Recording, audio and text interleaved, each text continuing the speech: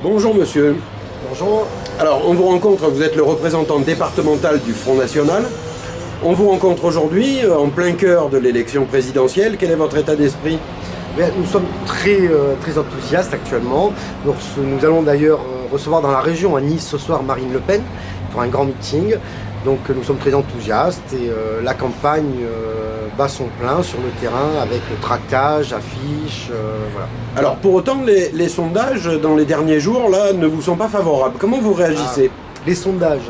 Je me suis amusé après le dernier sondage qui est sorti donnant M. Mélenchon en 3e position à taper sur Google et j'ai tapé sondage présidentiel 2002.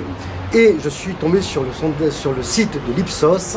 Et quand on regarde le sondage du 22 et 23 mars 2002, M. Chirac était en tête, M.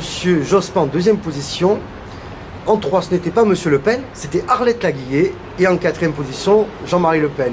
Donc, eh bien, écoutez, on espère simplement que la conclusion soit la même et que Marine Le Pen soit au 2e tour de l'élection présidentielle. Alors, pour rester au niveau national, dans votre campagne, j'ai l'impression que vous vous êtes trompé de colère. Je vais vous expliquer ce que je veux dire.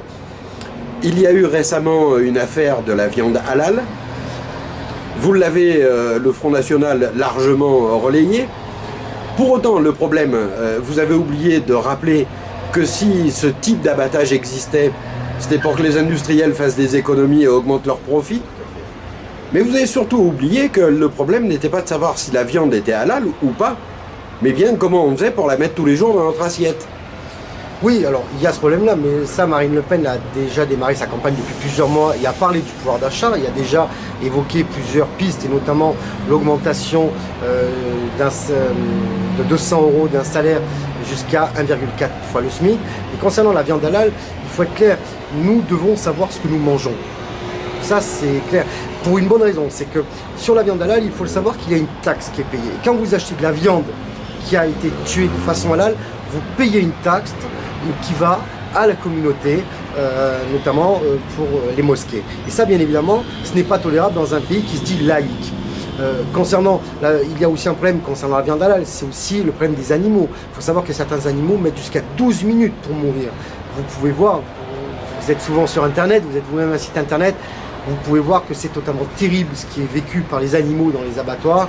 Et bien évidemment, un responsable politique ne doit pas rester muet là-dessus. Il doit parler de tous les sujets. Donc, on a parlé de pouvoir d'achat, on a parlé de la viande halal, on a parlé d'insécurité. Marine Le Pen développe tous ces sujets pendant sa campagne. Eh bien, monsieur, je vous remercie. Merci à vous.